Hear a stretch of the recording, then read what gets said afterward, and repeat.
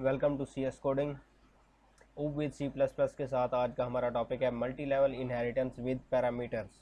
आज हम ये सीखेंगे कि हम मल्टीपल इनहेरिटेंस में पैरामीटर्स को इस्तेमाल कैसे कर सकते हैं। वो पैरामीटर मेंबर फंक्शंस के भी हो सकते हैं, वो पैरामीटर कंस्ट्रक्टर्स के भी हो सकते हैं। हम उनको किस तरह इस्तेमाल करते हैं, और जब हम किसी फंक्शन को ओवरराइड करते हैं तो हम कैसे एक फंक्शन की मदद से दूसरे फंक्शन को कॉल कर सकते हैं। जब हम किसी फंक्शन को ओवरराइड करते हैं, मतलब हमने सेम नेम के फंक्शंस बना दिए दोनों क्लासेस में, पेरेंट और चाइल्ड में भी, तो हम उनको यानी चाइल्ड क्लास के फंक्शन से पेरेंट क्लास के फंक्शन को भी एक्सेस कर सकते हैं। आज हम देखेंगे कि उस वैसा किस तरह होता है। यहाँ पर हमने एक प्रोग्राम बनाया है।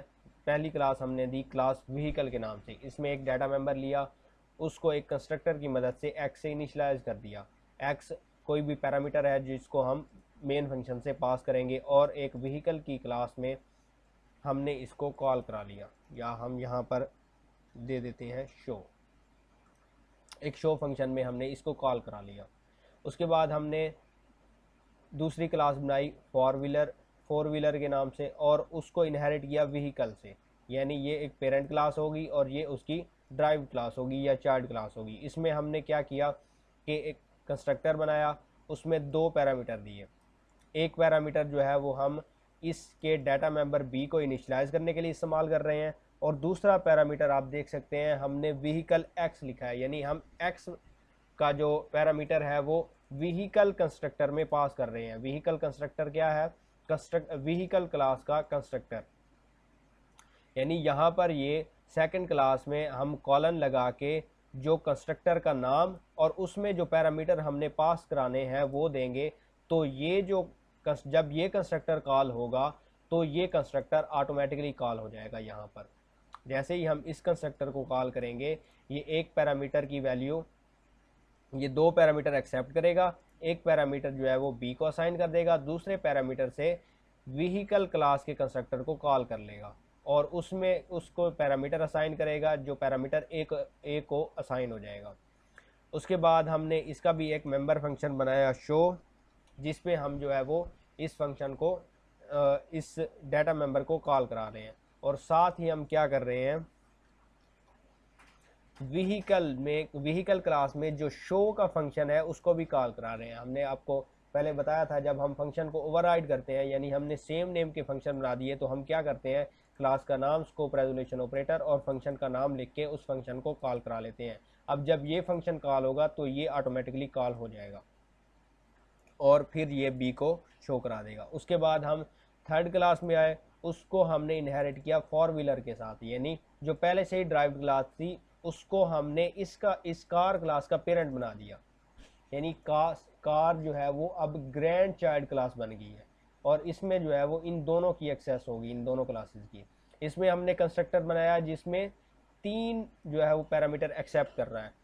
एक पैरामीटर z जो है वो c को असाइन कर रहा है, जो कि c जो है वो इसी का ही एक डाटा मेंबर था, और दो पैरामीटर जो है वो फोर व्हीलर क्लास के कंस्ट्रक्टर को असाइन कर रहा है।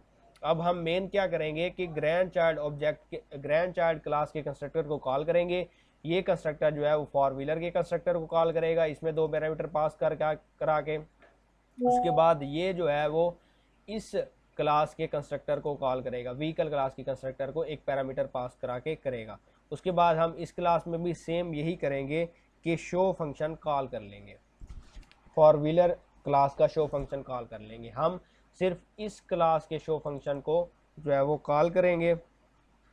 यानी हमने ऑब्जेक्ट किस क्लास का बनाया है, कार क्लास का ऑब्जेक्ट बनाया है, तो हम कार क्लास के ऑब्जेक्ट की मदद से शो फंक्शन को कॉल करेंगे। जब ये शो फंक्शन कॉल होगा, इस ऑब्जेक्ट कौन सा है, कार क्लास का है, तो कार क्लास में जो शो फंक्शन होगा उसी को एग्जीक्यूट करेगा।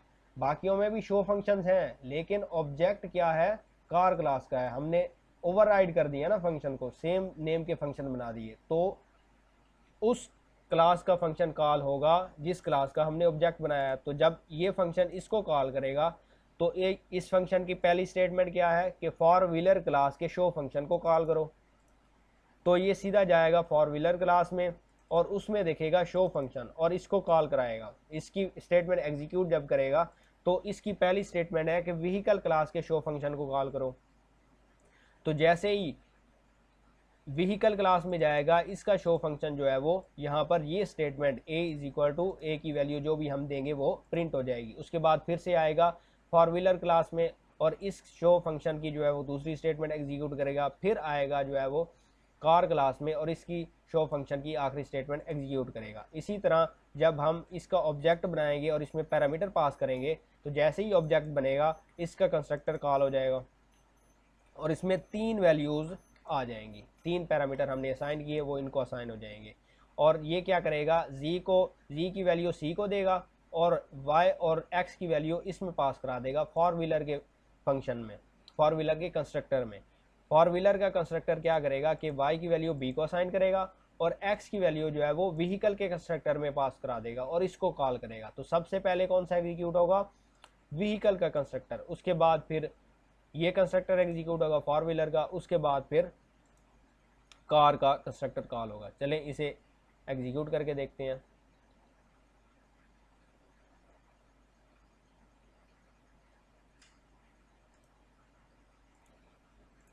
आप देख सकते हैं हमारे पास आउटपुट आ चुकी है। The value of a is 10, b is 20 and the value of c is 30। इसका मतलब है जो हमारा प्रोग्राम हमने बनाया वो सक्सेसफुली एग्जीक्यूट हो चुका है। उम्मीद है आपको वीडियो पसंद हुई होगी। अगर पसंद आई है तो लाइक करें, शेयर करें, कमेंट करें और हमारे चैनल को सब्सक्राइब कर लें ताकि हमारी हर नए आने वाली वीडियो आप तक पहुंच सके।